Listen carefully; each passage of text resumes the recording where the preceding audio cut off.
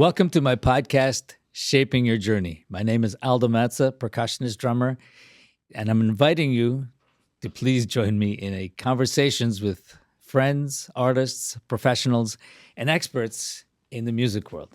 Today, I have the great honor of having my great friend, Walfredo Reyes Sr., who is, I was just telling him, it doesn't have history, he is history.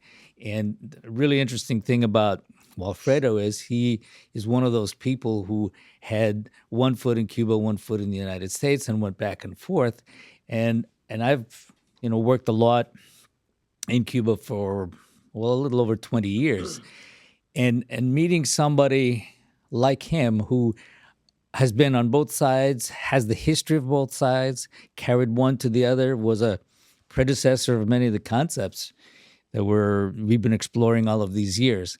It's interesting to see the man himself, who was also responsible for bringing drum set to percussion and that crossover hybrid playing, for lack of a better word, in all the styles and on both sides. So it's a really, really interesting, and it would take much more than one episode to cover that topic. But Walfredo, thank you so much for joining me on this one. Tell us a little bit about the history, where you started, how, and where that took you. Born in Cuba, Havana, Cuba, La Habana, Cuba, in 1933. And of course, the very hard times, but I was born into a musical family. And my father played the trumpet. My uncles played also trombone. So my house was totally a musical house. I think the first things I heard were scales and trombone scales of my father and my other uncle Emilio, and they rehearsed there. A famous orchestra that came out on the scene in the 30s, the late 30s, that was called Casino de la Playa. Okay. So Casino de la Playa had a great singer by the name of Miguelito Valdés. Miguelito Valdés was very popular with the Cuban people. I mean, there were always lines outside my house waiting for him to come out and sign autographs. My father also was a very handsome man and played the trumpet and sung. So they all rehearsed there, and basically everyone that wanted to get their songs recorded, which there wasn't that much, came to see the orchestra. I'm talking about Rita Montaner and famous Cuban singer and actress, Rafael from Puerto Rico, singers from Mexico, you name it. They were always at my house, which is in the center of Havana, in La Calle San Rafael, which is a street, very popular street. So the house was big, and there was always music there. On top of that, there was a piano conservatory on the second floor, because there were two floors, the downstairs and upstairs. On the upstairs, piano conservatory. So at 9 a.m. in the morning, they started doing piano scales, and that's all I heard. I want to play. I wanted to ride my bicycle, but there was music all of the time. Right. Must have been a great time to grow up and with music all around. But and also there were a lot of people going back and forth from between all the countries, especially that area. Yeah. Cuba, Havana, and the rest of the whole island was and still is very musical in every way possible, because should we call it like if you go from Havana to Matanzas, how would you call that? A borough, like What? Manhattan and Brooklyn. Well, Yeah, actually, I mean, that's a great distance. It's about 7, 8 hours by car, right? no. Oh, to Matanzas is Matanzas, that's two. an hour and a half. Yeah, Yeah, an hour yeah, and a half.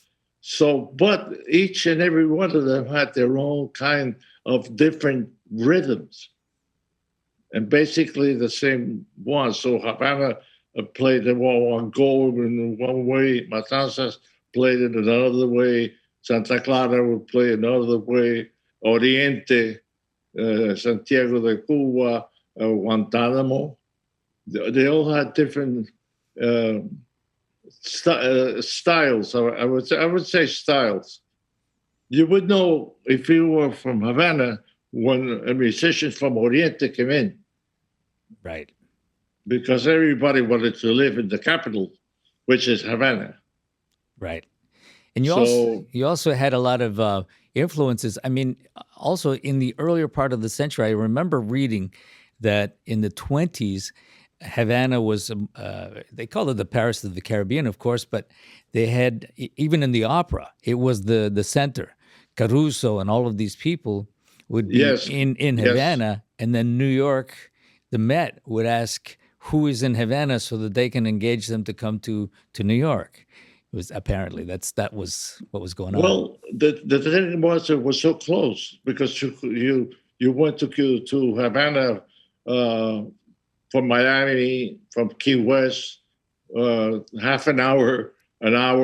So there was a lot of tourism, a lot of people influences musicians from the United States that we had in early 50s, I would say, that would go to Cuba to play, and vice versa. So we have a long line of very excellent jazz musicians that played at different nightclubs like the Tropicana, Sanssouci, Montmartre. Would always feature a group or jazz group from the United States. But when I say a group, you have like Cap Calloway, and he was at the Montmartre with. If you were jazz followers, he brought in Milton Hinton on bass. He had a Panama Francis on drums, and the great Cap Calloway. So we were all watching, you know, Milton and Cachao, Cuban bass player that was playing there at the time, became excellent friends. Right. And Cachao was also one of the main figures in the 50s, right? Correct me if I'm Oh wrong, yes, yes. He in Cuba. started. He started very young with Arcaño and did playing around until he went kind of on his own. But he was a great bass player. He played in the Havana Symphony for many years. He was part of the bass sections, uh, and his I call him my father because we were always together. I was amazed at being with him. The much that everything you learn from him, even when he spoke, you learn. You Yeah. know, Yeah. and there were many excellent, beautiful musicians of the time. Of that time, some have been forgotten. Some had uh, part in what we call today Latin jazz or this jazz or the other jazz, because the jazz thing was the format of putting jazz and Cuban rhythms and Cuban songs together. It wasn't only playing jazz, but to play the tune, a Cuban tune in a jazz form, or play an American tune in a Cuban form, which means put the clave in such and such a melody. So that was the greatest issue. What comes first, the melody or the rhythm? And to put the rhythm sometimes of Cuban rhythms in American tunes is kind of hard. It's like a good homework to do. You Right. know, you take all your tunes and just say to yourself, "Oh, let me put the clave." Oh, okay. and you could get a little bit complicated. Right. But was that during the 50s an era of experimentation, like on both sides, or people who came to Cuba and all of this was happening in Cuba while you were there? Well, it was the end of the war, and after the war ended in the '46, and all the soldiers came back from different countries with ideas that they have seen. So soldiers that were in military bands and Right. jazz bands. For instance, I did a couple of USO tours, and there was always a band there, you know. So these guys uh, not only had the musical background techniques but the mind, you know, the rhythms they heard in India, the rhythms they heard in Pakistan, the rhythms, it goes on and on and on. So that's Hmm. where we get in the USA bebop. When bebop started, it was like an explosion. Everybody, every country, I would say every country, because every country in Latin America had his own form of incredible musicians and that like jazz. You take Argentina, Brazil, Uruguay, Panama. A lot of issues with Panama, with the Panama Canal in those days, Right. and there were a lot of jazz clubs in the zone where the ships would go in. So they brought a lot of good players. But you mix Cuban musicians with mixed with American musicians there, and when they came back to Cuba, they brought back a lot of influence.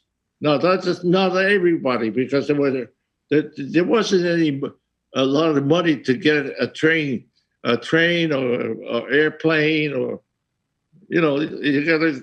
It was a short wave. Everything was short wave, a radio. You heard this, you heard that. But Right.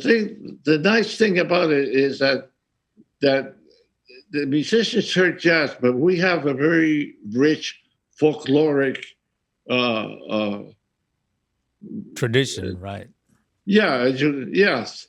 Our country is like cachao. Talking about cachao, he said to me one day, "We die and we don't learn the secrets of Cuban music," which means it takes a lifetime.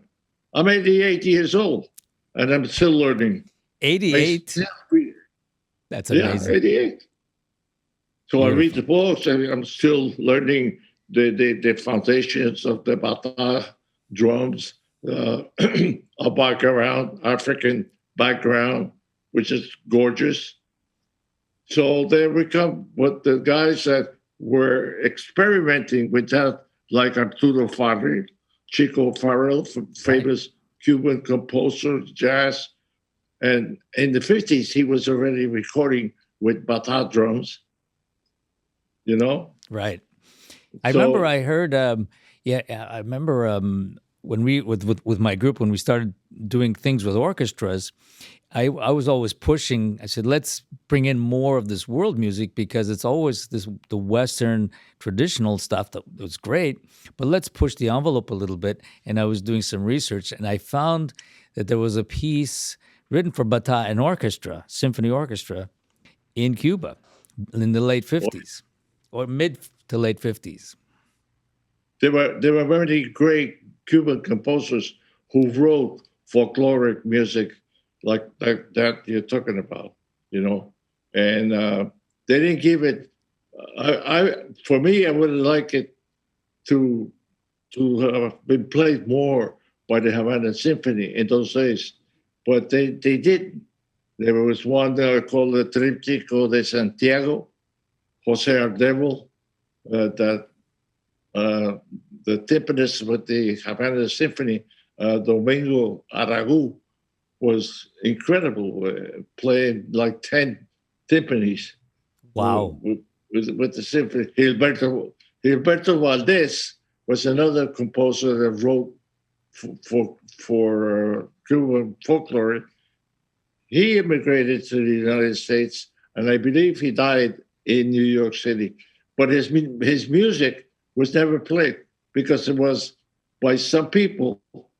It was like, well, that's from music from Africa. The the good crowds don't like it, So they didn't play it. They didn't play it. They played the masters, Interesting. But we Yeah. had a great band, symphony band. Had some concert master from the United States, Alexander Prelucci. For many years, he was American, and many the organization would get like Odnoposov, the brothers from Argentina. They cello.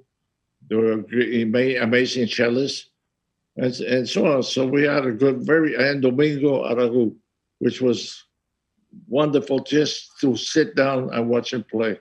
One of the best percussionists, I think, in Cuban born. Very Right. good friends with Saul Goodman. Saul Goodman. I was going to say he was often compared to Saul Goodman. Yes, Yes. and they met. They were friends, and I met Saul Goodman too in Puerto Rico. And he said to me, he said, Aragu, I consider Domingo Aragu fourth timpanist in the world. He was one. Nice. And he was amazing. So you have all these amazing minds, And we're talking. You learn from them. Yeah. Those are we pick up things when you were a child from your father. We were very family oriented.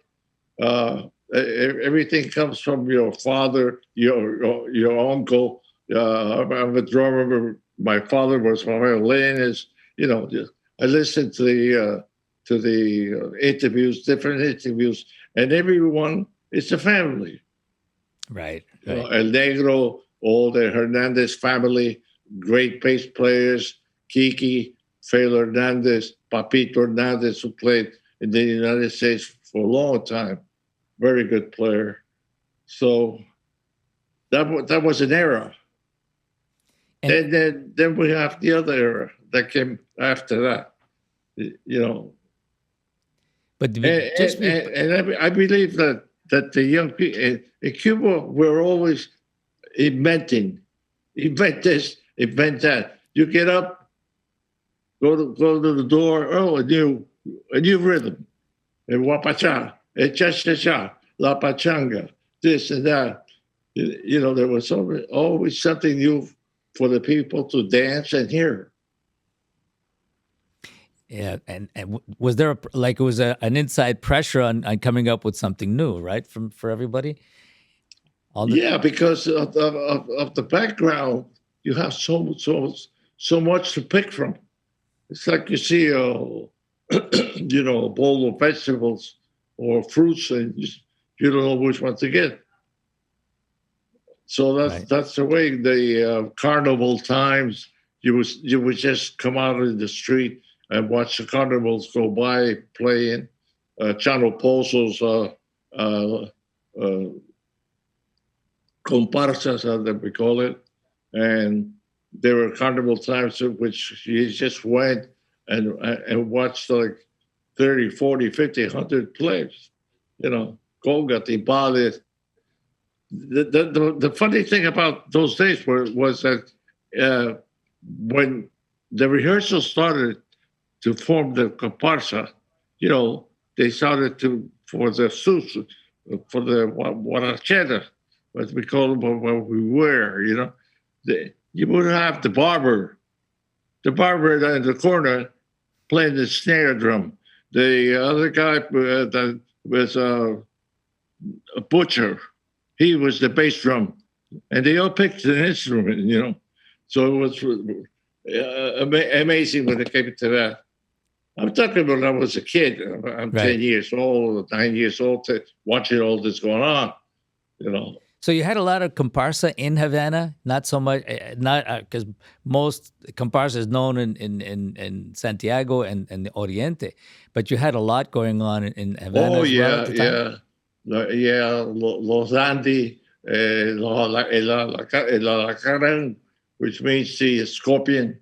The guy would dance with a big scorpion on his head, big, and he would dance. You know, he would go in front. The scorpion would move. You know, but the thing with the comparsas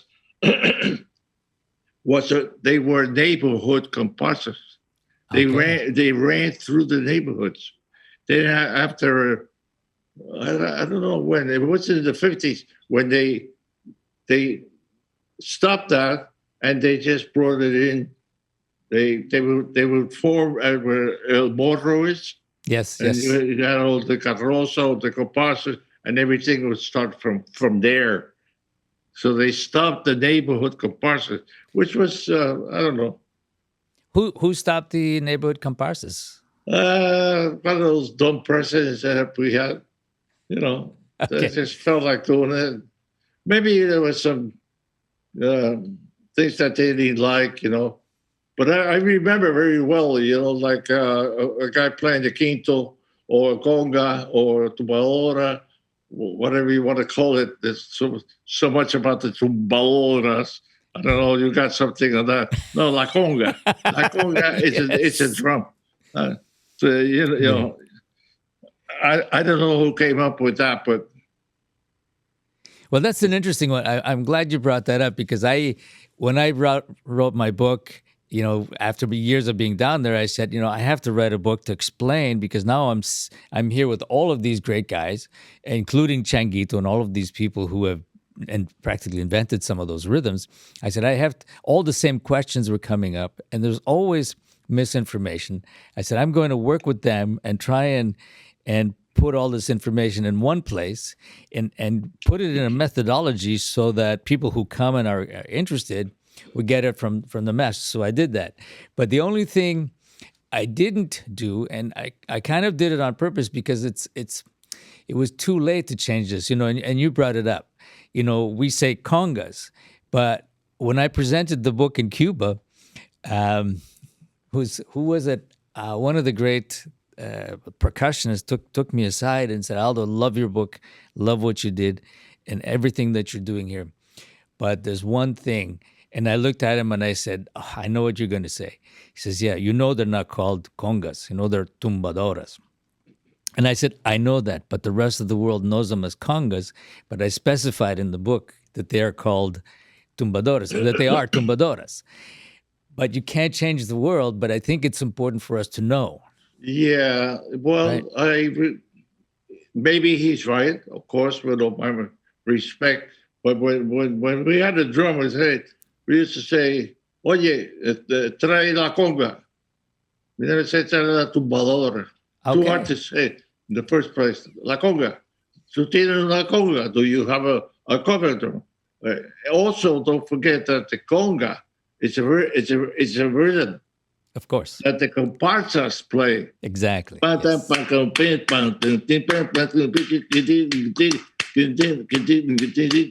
Here,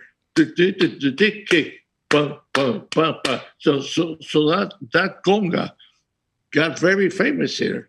They still do the famous conga line in Which, movies, in which is pictures, based on that, where right? everybody goes 1, 2, 3, kick, 1, 2, 3, kick, which is Americanized, but that's a conga. Then you had the instrument. When it was kind of big, la conga, trae la conga, bring the conga. Oscar Valdez, who was one of the best conga players, you see, in Cuba in those days, and I think he was one of the finest. He used to say that.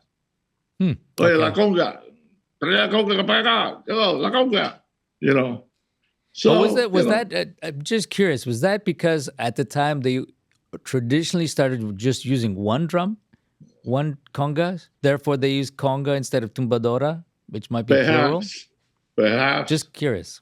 perhaps because Oscar always used on all the recordings he made, and he made many, one conga. We used two congas later. When I went to Cuba in I think the first time I went was the 1993, after 50 years not going to Cuba. Uh, I went to see Oscarito, his son. Oscarito Valdez was the singer and amazing player too of Irakere, the Right. famous orchestra Irakere. And he told me, Oscar used to say, learn how to play one conga well, and then you put the other conga. So Oscar never played. You could see him in pictures, one conga. And I would fight with him. They said, Oscar, put the other one, because the guy that I think started fooling around with that was Patato. Patato Valdez, when he started with Conjunto Casino, he had two drums. He got a sound that was amazing, and they didn't have lugs yet. Wow. So Okay. you know, it went on. The guys started adding three, four, five. There were incredible players in New York City that were in Cuba that played five drums, like Sabu Martinez. When he went in for Chano Pozo, the story, he went to New York, Manteca, he got shot. But the opening of Dizzy Gillespie featuring Chano Pozo at the Strand Theater, which I don't know if it's still there, but there was a big sign outside. They killed Chano, and then Sabu Martinez takes over. He played five drums. Wow. Five congas, and a great player. Fantastic. Amazing. He went, and that was in 1940, should I say 47, 48, around there. Okay. But where did Tata Winnie fit into this? Tata is from a town very close to Havana. Very close. We're getting closer now to Havana. I don't know if it's Guira de Melena or Guira, which is a little town also in Matanza. Okay. I'm not too sure about that. But I first met Tata in a recording date that was called The Best Musicians in Cuba. And this date was done by a singer by the name of Maño Lopez, who had just come in from Europe, especially in Spain, where a lot of Cuban musicians went to Spain. Easy, the language, you know. Right. So when Maño came, he called me, he called Tata, he called Peruchin, great piano player. He called not Cachao. A lot of people think it's Cachao. It's Orestes Sulfre, who was an amazing bass player. He was the lead bass player in the symphony, so he did that. And who else was on that recording this? Anyway, I was like a kid, you know. I think I was probably 19 years old. I got to the recording day with my lady timbales, lady that I had brought in from New York, and started playing the cacara. And Tata, that's where I met this young guy. I didn't know him. The solo, he does that there, and in that particular tune, you just got to hear it. And that was 1951. Right. There was also, Maño wanted a bata player. So Giraldo, who was part of the Giraldo Torregosa bata, we call it, the conjunto batas, he came in with the little drum and played the bata in that particular tune called Batacun. Batakun. Yeah, Batakun. And that's the first time, it was it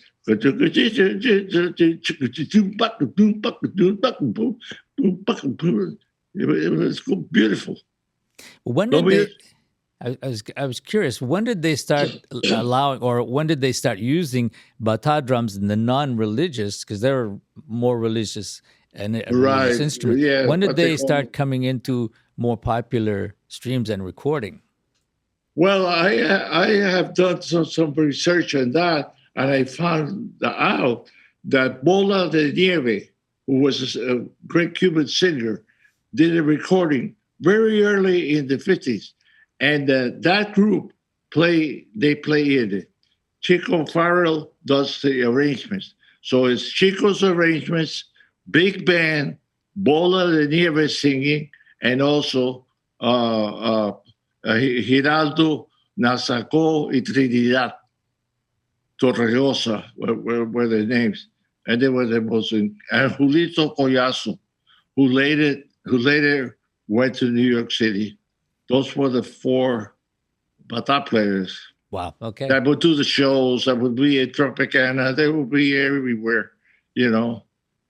For stories, I have stories about them and me that were incredible. I don't know if I have the time, but you know, And then when did you start getting really busy in Havana? You were starting to be a professional in Havana, and who were the main personalities that kind of helped you? Cachao was probably one, right, at the time. well, when my father left New York City to Which year? go Which back to year? Which year was Cuba, that? was that? Which year was that when he left for New York? Oh, well, I was educated in New York City, 1940. Okay. 1940, 1939, I think we arrived in New York City, me as a little kid. I'm not that old. I must have been like 7 years old. So I would go through all the New York scene, the schools, the public schools, until we got to um, uh, a neighborhood that's very popular, especially now because the movie West Side Story is coming out. And I Okay. was raised in Hell's Kitchen.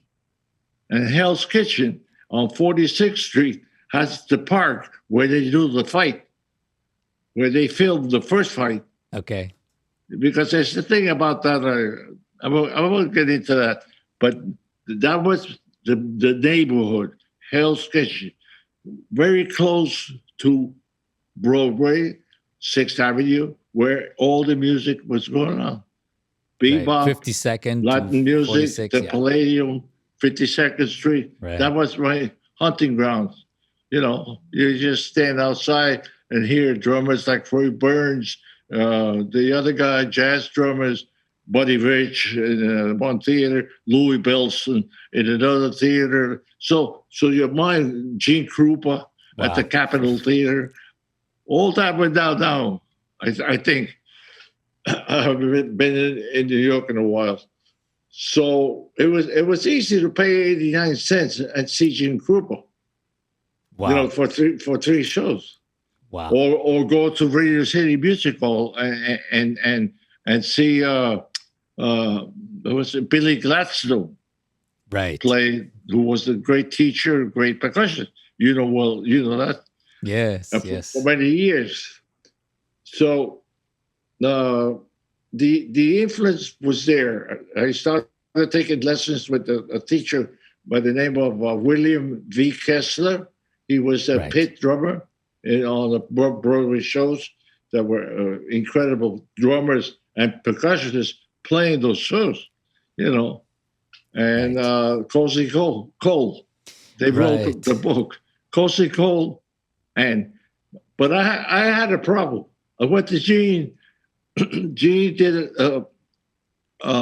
started teaching on 52nd Street across the Roseland Ballroom, where they used to dance there, but the union, local 802, took over the offices. So that's where all the musicians would hang to get gigs. Those days that was it. The meeting grounds. Yeah, right? yeah. The meeting is, hey, what are you doing tonight? Let's go. I got a gig. There were many, many, many, many gigs every day. My dad was swarmed with recordings and club dates, and you had Desi Arnaz that, well, Fred, what are you doing? I'm going on the road. You got Xavier Cugat, who at that point was the king of rumba, because they were different bands. They're commercial bands, and the more it got into when Mario Balsa came in from Cuba and started. René Hernandez, a great piano player, the orchestra Machito. Right. And then from Puerto Rico, Tito Puente, Tito Rodriguez. There was always a fight between bands. Tonight, the so-and-so playing. So there were a lot of Cuban guys and the Puerto Rican band, Tito Puente against this guy. That's the way it was. I don't think it's like that now. No, I don't think. No, not so much. Especially that some of the clubs have been closing. I lost your question at the beginning. No, I wanted. It's heading in the right direction because it's about that history. Like you went to New York, but you were then you got involved in the scene in New York, the professional scene in New York before going back to Cuba. Yes, I started playing. My first playing was in New York City, and my uncle Emilio Reyes, de los Reyes, but he went by Emilio Reyes, had his own orchestra. Played the trumpet, incredible player. He was like the Cuban Harry James. Okay. We always had names for everybody in Cuba, like in the United States. So Emilio offered me a job in the mountains in New York City, and it was called Totem Lodge, and that was my first job. I was 15, so I got there, had to play a show. I was scared. But were you playing drums or percussion? Both of them. Okay. That's where I started playing. Well, you had the shows. When the shows came, you had. This is the thing about playing drum set and playing percussion. In New York City, in those days, they didn't have the money to pay for big band unless you were Machito, Tito, Jose Corbello, who had a great band, Cuban pianist. There were some big bands, but not too big. It wasn't like 5 trumpets or 5 saxophones, 3, 1 trumpet, 1 alto player, 1 baritone, drummer. Now, you have to play timbales, you have to play drum sets. See? So many guys would go like this and get up from the drums, play timbales, and Latin music, whatever it was, very commercial.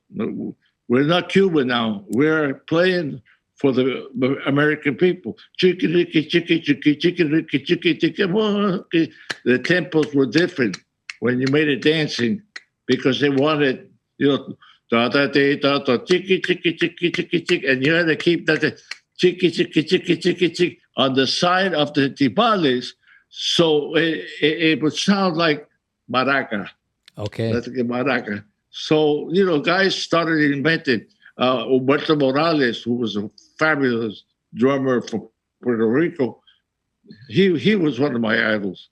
Willie Rodriguez, Puerto Rican, one of my idols. Timpani, he played drum set, he played everything. So the guys that read were the guys that were working, So many times they would have the timbale here, and then you had to go into American music, and you had to have the snare drum here. So I started looking around. I said, I got a conga drum and put it on my left side. I started playing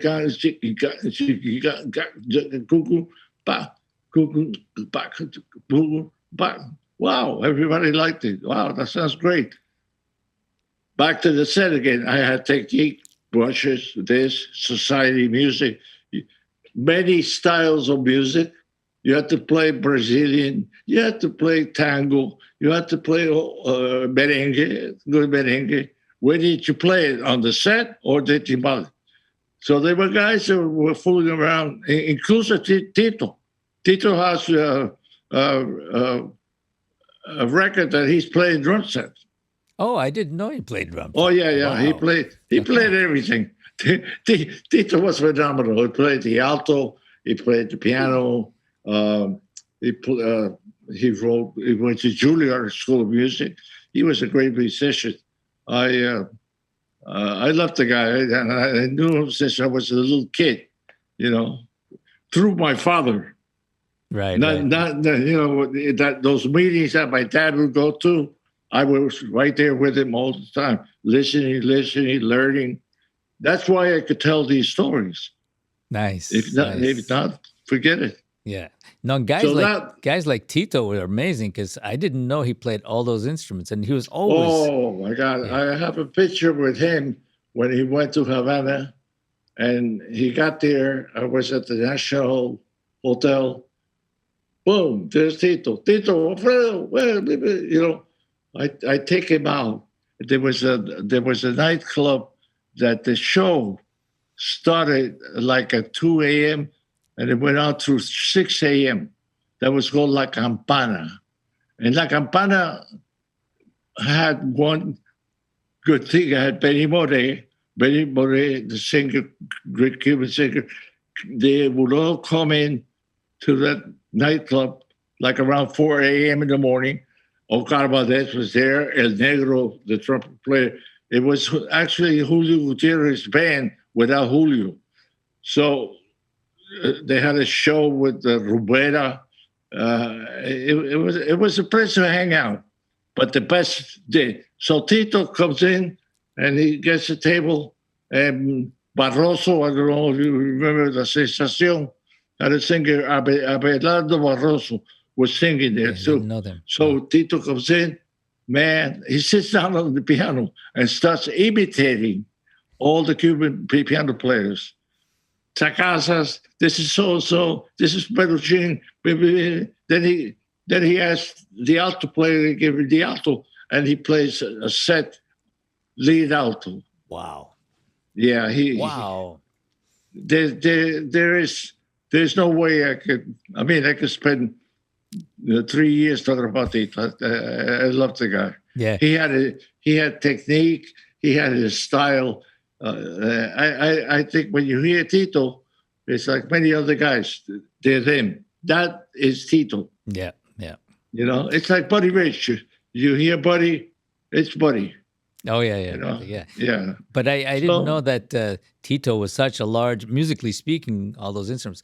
I met him once. I'd seen him in concert several times, but we did a festival together. I think it was in Texas somewhere with my group one day. And we played before him, and then, he had seen us, and then we watched him, and then we got into a conversation, and I didn't know how huge he was, but I was so impressed that, he's playing vibraphone like a demon. So I said, we should do something together with our group, our percussion group, because he really liked what we were doing. Uh-huh.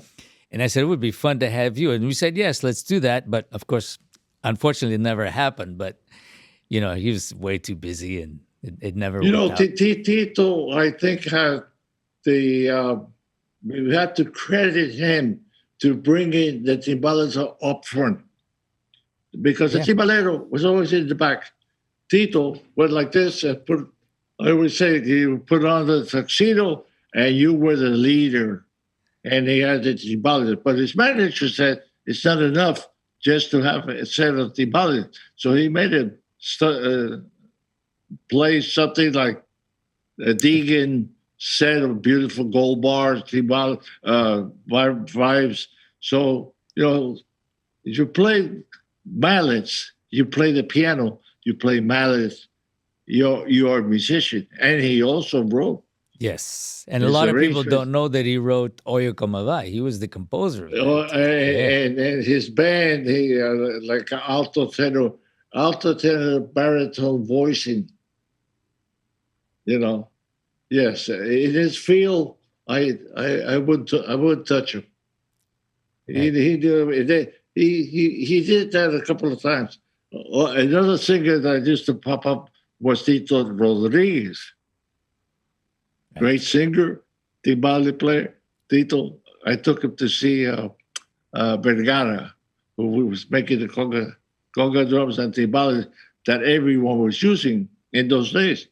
Tatawine, Patato, everybody had their congas and bongos from the Vergara brothers. And where were they based? In Batista, Reparto Batista, Havana. Okay. So, that thing that everybody was doing something in the 50s. But the other day, Mozambique, Peyo, his grandson, calls me, and he's Pellito. Okay. He's Pellito, and we talk. I didn't know him.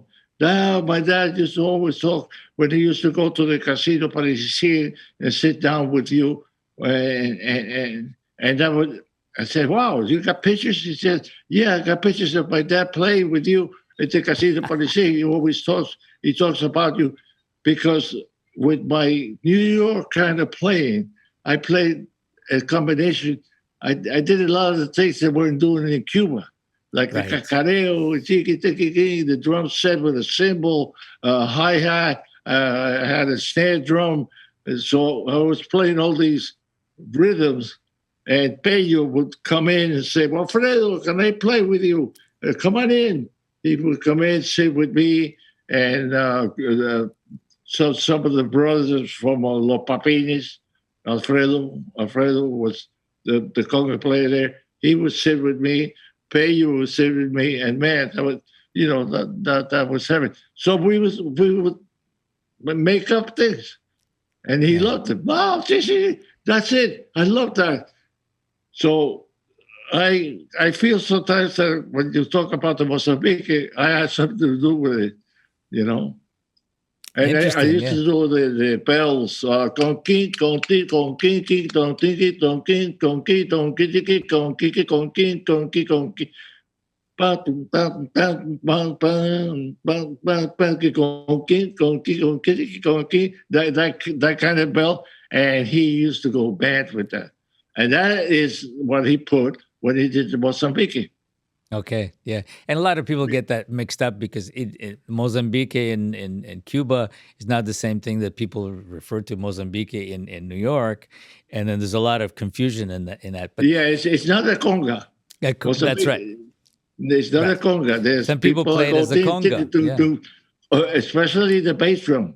Gung gung got to don't to gung gung got to don't to gung king king gung king gung kitty gung king gung king gung. right. You do it great in your book. You do a great version of that. Thank you, Uh, thank you. Many great drummers from Calito Viejo Yes, Calixto. plays it, Yes, but I'd like to play it where I could get everything in it. So I did the bass drum on the bass drum with my foot.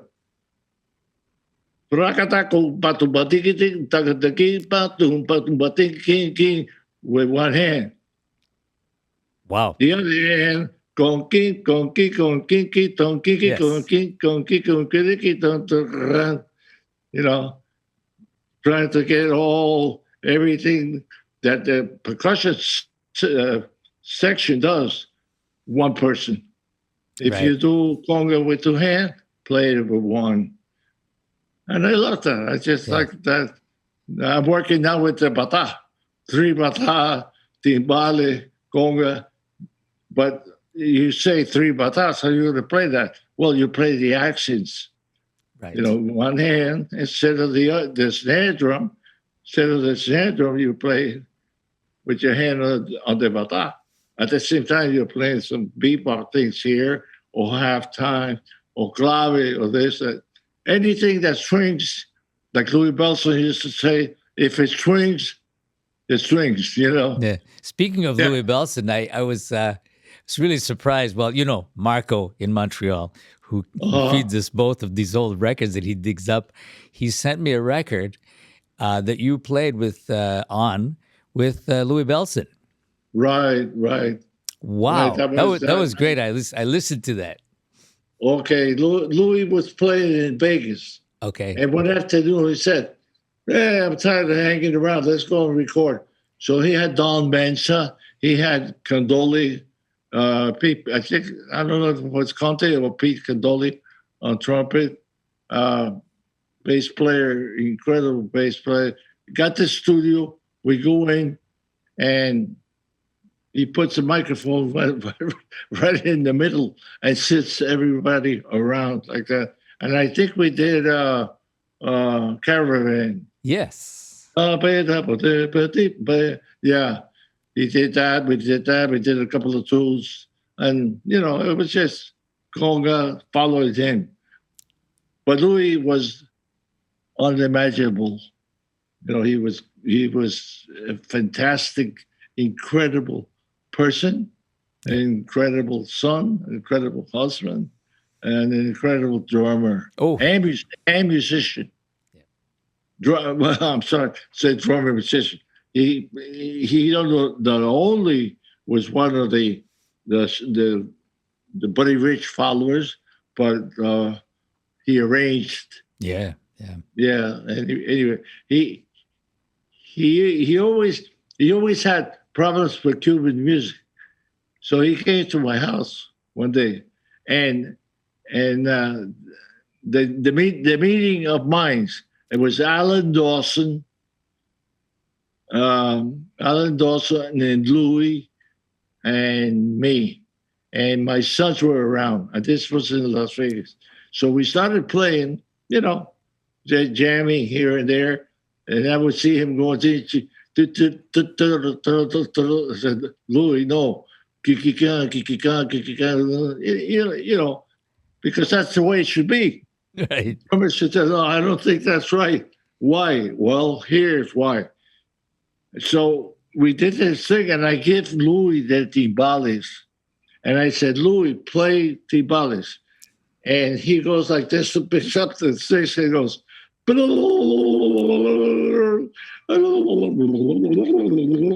man, oh, Jesus. If it would have been today, he would have recorded that because he was like, and Alan Dawson, what can you say about him? Yes. You know, another, he was playing in with Dave Brubeck at the time. But he did a clinic in Las Vegas drum shop. And I took him with me home. And there we started sitting down. I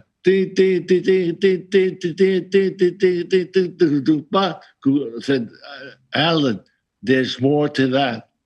Listen. So I sat on the drums and started playing some other Cuban things that I had heard in my country. Right. Right. You know, because that's what you do. The idiom comes to you. Yeah. But this was after you came back to the States. But let's go Right. back a little bit when you went to Cuba. How old were you when you went to Cuba from the States? We left Cuba after the revolution. No. Before that, when you went to Cuba, how old were you? That was 1951. Okay. Let's say 50. We got there 50.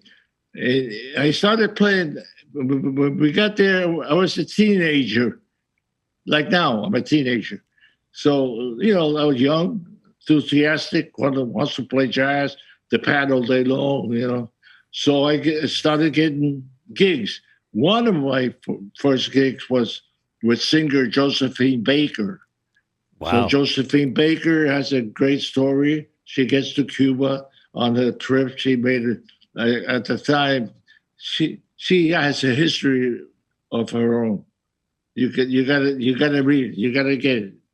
So they make a band for her, an orchestra, great violinists, players from the symphony.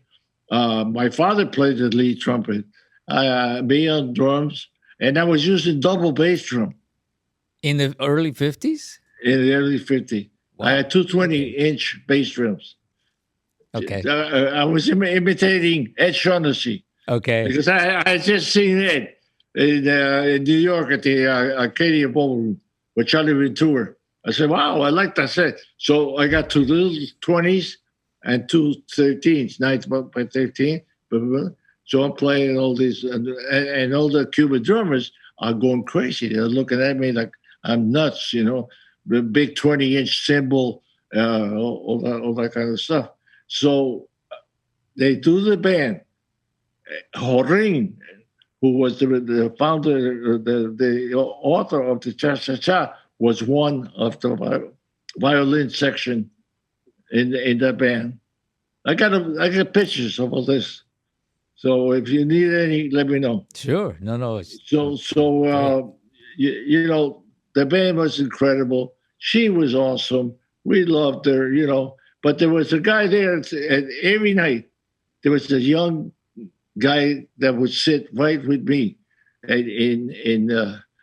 because what we did was we went up on stage and we played a couple of tunes conducted by her husband Joe Bujon, who was also a violin player.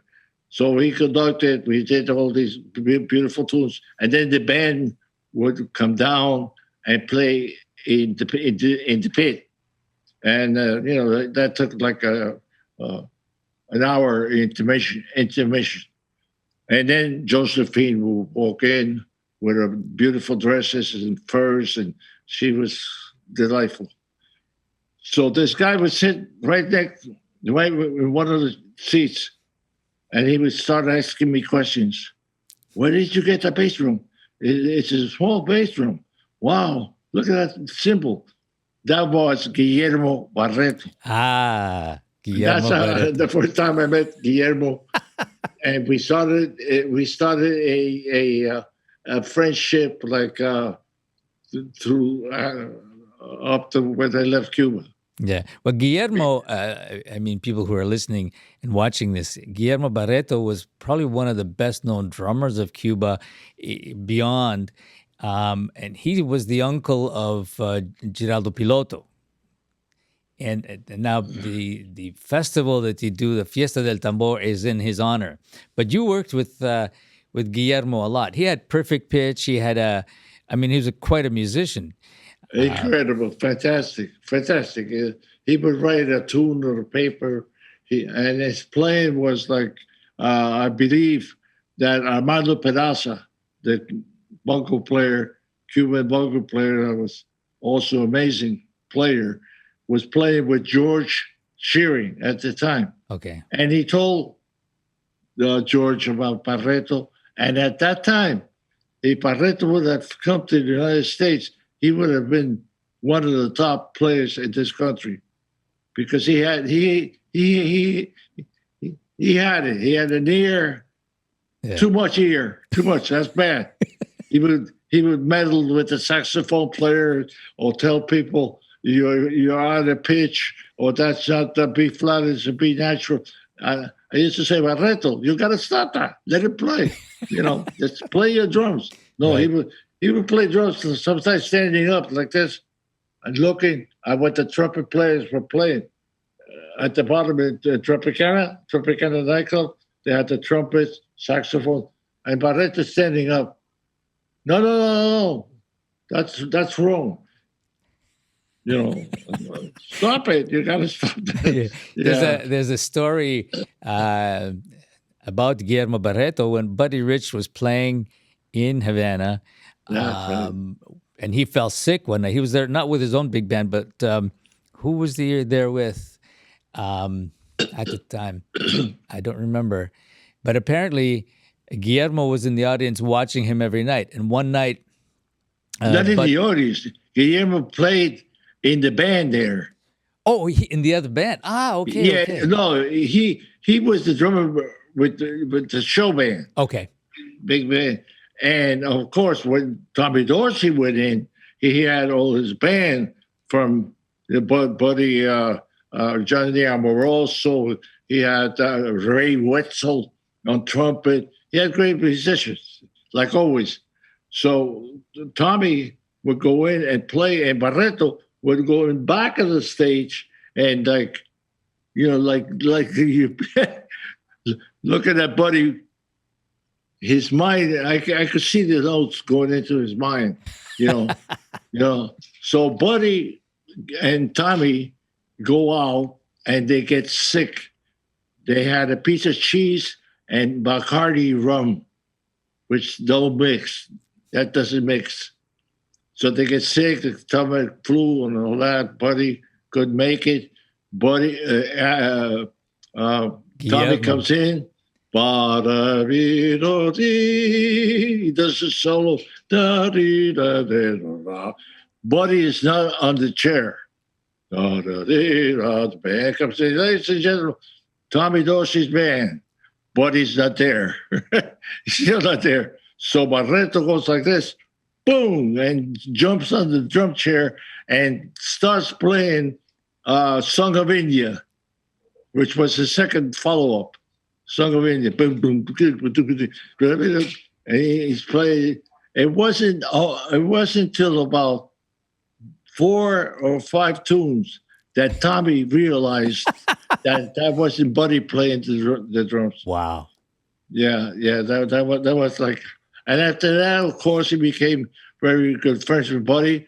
Buddy left him a tom-tom like that one you have there, 16 by 16 Ludwig. He was playing Ludwig drums, the WFL. So he left him a bunch of cymbals and a 16 by 16 tom. Yeah, which I have in the picture. I took a picture and used that tom. right. There's a picture in my book about that when he was with when Buddy Rich and Guillermo were there, and there were a couple of other people. I'm not sure who they were of those other people. I'll have to ask Piloto who they were. But I put the book that picture in the book because I thought that was a great meeting of Guillermo Barreto, the great Cuban drummer, and Buddy Rich, and this whole story. I didn't know the whole detail. That picture was the one he was trying to teach Buddy how to play the conga. Okay. And the guy that's next to Barreto is Agustin. Agustin was one of the best bongo players in Cuba at the time, Agustin. And he was playing in the show band. So they took it all. I was there. They took all the picture, and he's trying to go like this, and Buddy could not get the clave, could not get it. He would break the dishes, bang, when the band was playing. Giraldo, they had the bata drums also in the show, so he would go crazy, and he's playing in the back, and he gets the plates from the tables and breaks a mess, and Buddy was really mad when he would do the clave, and the guy would say, no, that's not it. No, not there. Like a changuito style. What are you doing? No. No, wrong. Yet, if you listen to Buddy and you listen to him in some of his solos, all the accents he does and all the playing he does are in clave. Interesting.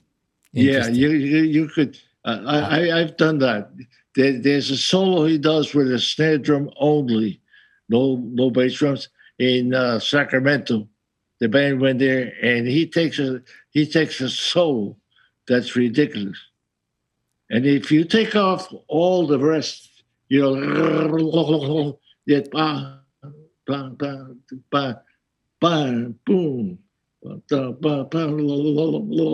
Inside his solo, he's playing a timbales solo. Okay. The only thing is he doesn't know it. He doesn't realize it. He probably took lessons. He was open to everything. I went in one time, and he goes, wow, how fast, Yeah. But What can I tell you? Everybody has his own mind, his own conversation in drums. I don't see imitation. I'm going to play like so and so. No, I'm going to listen to so and so, and then from then on, you know, you pick what you can do. right. You create like the young drummers today are very creative. You have Gad, you have Dave Weckl, you have Billy Cobham, uh, Vincent Cuban, you know. But there is a Cuban way of playing the drum set. Right. Yeah. That's And that because that's the difference. Jazz drumming great, but it's a combination of Cuban rhythm with with the ting. sure. You know, so you have all these young drummers who have lifted the drum set to where it's part of the Cuban section in the band today. In my days, it wasn't. In my So days, a lot of drummers got up and they had to play maraca, or they had to play conga, or they had to play the bongo, you know, right. because the drum set wasn't accepted as part of the Cuban music.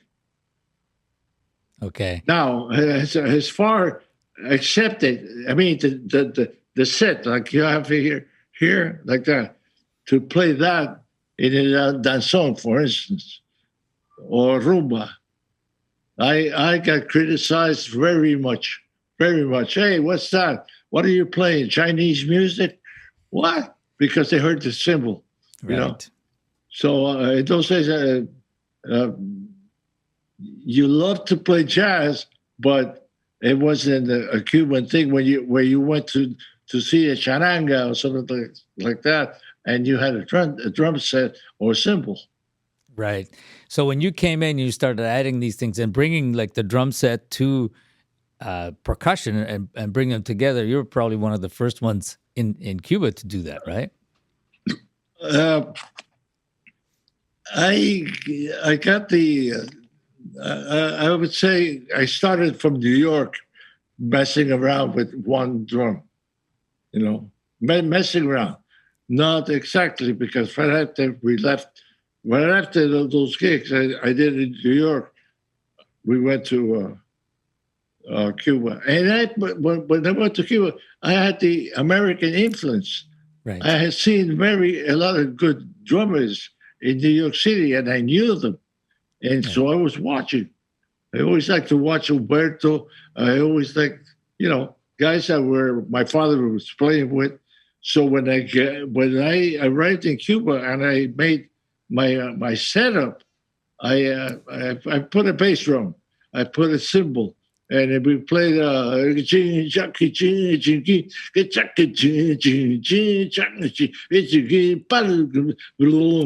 that what? What's that?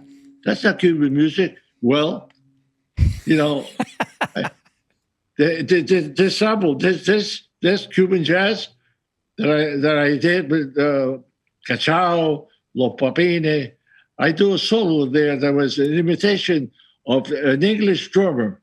His name is Ronnie Verrill, and he had this incredible English jazz band. I forget the name now. Ronnie's the drummer, and he goes, Ronnie Scott, maybe? No.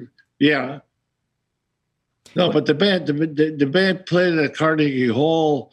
They were the jazz band, and Bobby Pratt was the lead trumpet player. Okay. You know, a great uh, bass player from the London Symphony. Incredible player. They played. So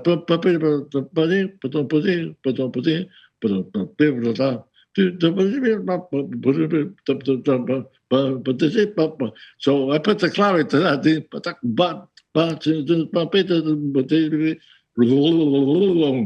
He used to do like so all those things were from drumming, Right. not timbales. So with the timbaleros, I played the charanga.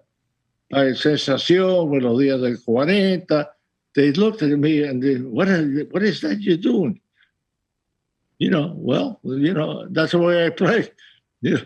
So it got on and on and on. Barreto was also very influential. Bebo Valdez, when he had the big band called Batanga, one of the best bands ever formed in Cuba, he used Barreto and Ocar and let's see, I think Lolito Candido was on it. It's a huge band. Barreto didn't have timbales. He didn't have timbales. And Beo, Barreto, get a set of timbales. So he went to Tito, Tito is Paquito de Rivera's dad. Okay. Who was the dealer for Ludwig. So he went there trying to buy a set of Lidi. And he didn't have them because he had Ludwig. So he sells them the Ludwig timbales and a little set of drums like mine, 20-inch bass drum. Now he's getting, because he was playing on a 26-inch bass drum. I said, Barreto, come down. So he got his little set, which is still in the pictures of. If you get the postcards, you'll see the set in the back. So he gets a little timbales, and he loves them. Ludwig, and that's the timbales that you see in that recording. They descargas in miniatures. Right. Picachao, Tatawine, many Jesus Pérez, Bata. He had a way of playing. He had his own thing. He did the comparsa. One of the first guys I heard play the comparsa on the drum set was Guillermo. Wow. Okay. Because he had two sounds on the side, like you said, but with two 16s, etc. And he would do all around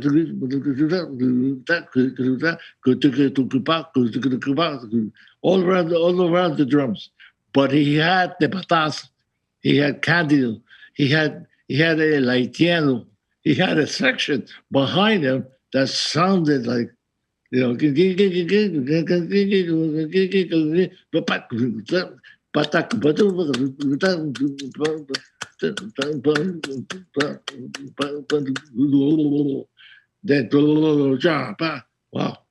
So we started playing, introducing the cymbals, the drum set, bebop, playing with the kicks, with the band, and we weren't the only ones.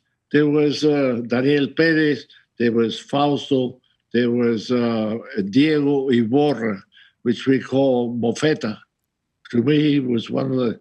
He befriended Max Roach in New York City and became one of his closest friends. So Max taught him how to play the cymbals. Okay. Beautiful, different, completely. So they were, that there was an introduction of Dizzy Gillespie and the influence of Dizzy. Trumpet players in Cuba wanted to play like Dizzy, so they started changing. No vibrato, no this, no that. The beboppers, that was that era, and right. I mean, Guillermo passed on. I'm 88, but the young guys like El Negro Hernandez, Rodney Barreto, Rodney, Piloto, you have and Piloto. They have kept on evolution. Yeah, and their technique is flawless. Yeah, so some of these timbales players. Now there's that thing that we older people, we used to watch the charanga timbale, la típica, So there wasn't that much technique and playing around like there is today. Because today, the congas, I just saw a video of Pedrito Martinez that blew me away. You know, he's Yeah. playing the hi hat, he's playing the bata, he sings 5 conga drums, 2 cymbals. That's the I mean, Yes. if Oscar Valdez was alive, he'd kill But him. it's interesting. I mean, there was always this appetite for experimentation, expansion, and I remember, Yes. you remember when you came to Cuba with us, and we had, you know, I introduced you because you did a clinic, you know, and also a lot of people who didn't know that some of the foundation that you had placed there. Besides, all, I mean, you have a lot of history with Cachao and all that, those years of the you know, the jam sessions, the descargas that were recorded, the, you know, that whole tradition, but also the evolution of this playing, one person playing everything. And you remember, we had at the same time during the Cosa Cuba workshop, that particular week, we had Roberto Smith, El Capitan, Uh-huh. who who was one of these guys who was like, he was Yes, yes. 10 I people, love right? him. I love him. I have once in a while he'll text me. Okay. I love him. There's some guys that play like campana, you know.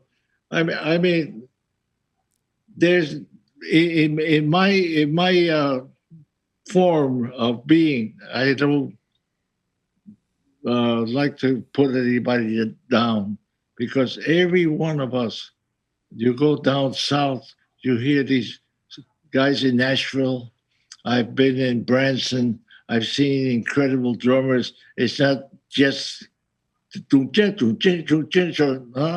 they're some incredible what we call country music, right? Country Sure. music. Yes. Buddy hated it. No, I don't. So these guys play like wow, you know. Listen to the bands that got New Orleans, the influence of New Orleans and Cuba, and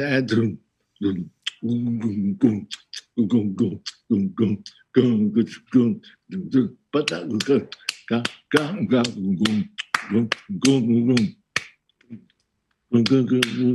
you know, it's what you sing, like I'm doing now, thinking, that's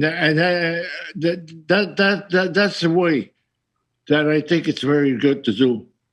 Very simple. You sing, you talk, and what you sing and what you talk or what you dance, you put it in the drums. If you're Right. doing patapa, okay, patapa, patapa, patapa, patapa, patapa, pa, patapa, pa, bang, bang, bang, bang, bang, bang, bing, bing, pa, pa, patapa, patapa. You know what I mean? It's like Yes. a Yes. conversation. And it goes for American drummers too. I see young guys playing, you know, it's just terrifical. Yes. Yeah. And I mean, Giant- I mean, as long as we move forward and learn, I mean, the capacity of the human brain is incredible. I mean, just like when you started messing around, you were at that level, but the concept remains the same. We push the envelopes, we push the capacity of the human being. I mean, I But remember.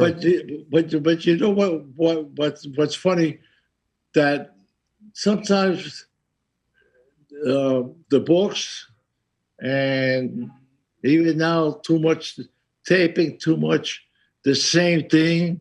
You know, you gotta be you. You gotta talk. I mean, it's like a little chain, you know. And that talking goes all around. It goes down to Venezuela, to Puerto Rico, Santo Domingo. You know, basically, it's like swimming in. You know, when I went to Brazil, I went into what they have the what do they call it? What do they call it? Timbalada. So they had the people outside playing. and and they would say, "Well, Fredo, come on in and play." So I didn't know how to play that. So I'm going, I'm looking at the little bass drums. So I played Mozambique. So we got together, Mozambique, gung, gung,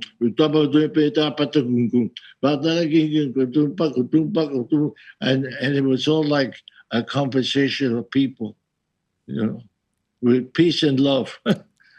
Right. Lots of love. Yeah.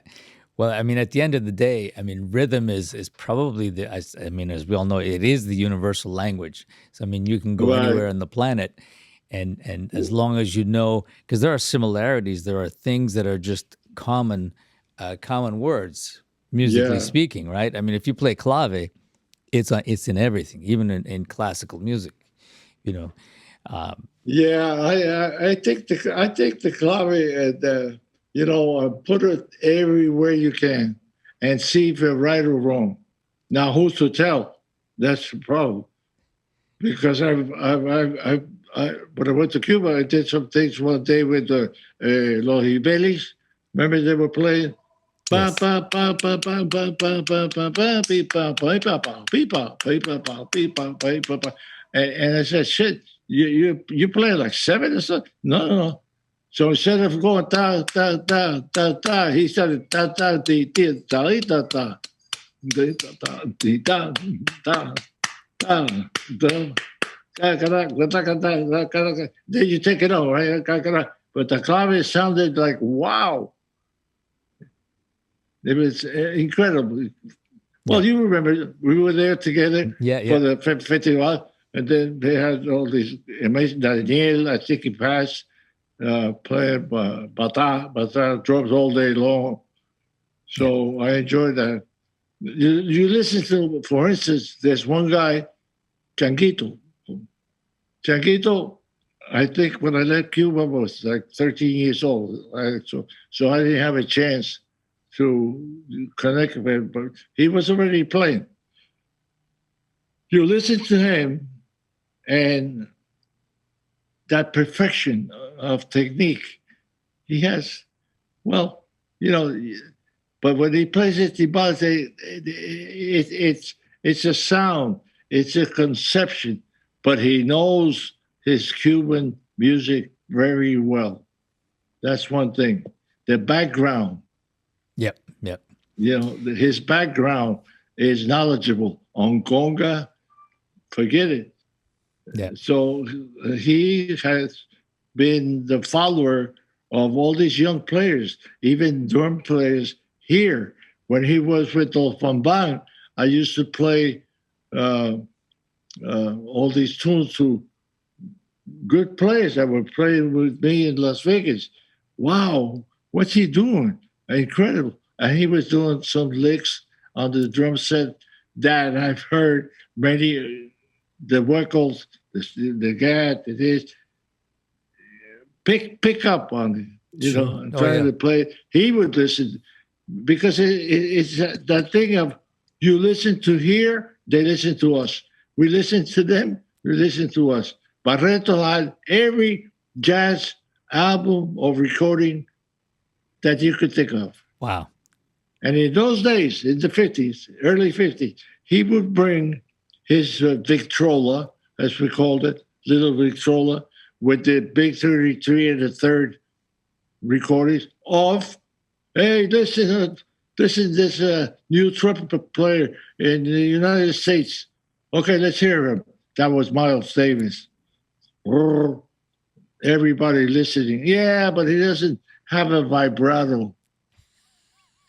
That was the whole thing. Or either you're Harry James or either you're Miles Davis, you know. Right. And there were all the great bebop players, drummers. He had them all. Even Wow. Piloto must be enjoying that because I'll have to ask him that if he has all those recordings and all that stuff somewhere, because it must be incredible. What would they have done with all of not only his instruments but all his music if he had that much music amassed? It'd be No, interesting. you know what, I'll have Aldo? to ask him. I think that when I left in 1962, there was a band that was formed of all the guys that like jazz, like Leonardo Timoro on trumpet, Rafael Somavilla, who was an amazing pianist and arranger. They formed the band, the orchestra, that turned into later on to Iraquere. Yeah. See, Paquita was on it. All the biggies. Right. So we kept that bebop tradition. We kept because we couldn't get here anymore. Fidel went like this and said, "No more jazz, no more this, no more American." So there was a time that we couldn't pick up. Right. Right. Short wave. Everybody get there and listen. So that was the thing. The connection of people. You mentioned Tommy Dorsey. We had Roy Haynes come in for the Casino Parisien. Roy Haynes playing drums at the Tropicana with Sarah Vaughan. Wow. We had Richard Davis. We had Shelly Manne. We had all these guys come in the 50s, and we were going nuts. You had Woody Herman at the Sanssouci playing incredible. I think it was Ralph Burns, Woody, Shelly Manne, Wow. But the band, the people, they like it. They couldn't dance. Right. They said, "Can you believe that?" So they had to change. So every night they would go in, and Shelley would say, "Jesus, I got to play this dance music all night," because they wanted to hear more. Right. And they weren't playing that. They were playing bebop. Right. Right. It's interesting, Walfredo. I mean, what I want to do is we should do another one of these to continue where we left off, because there's just so much more information that we could share. But what I was going to say is, let's schedule another. We'll call this part 1, and we'll do another part 2. But what's important is you just brought up something that's really interesting. When that bridge was finally, separated, now we've been building these musical and cultural bridges back, at least on that level, which is a great thing. The Costa Cuba workshops that we've been doing, you came down. A lot of people have been coming down and reconnecting musically, so that's a good thing.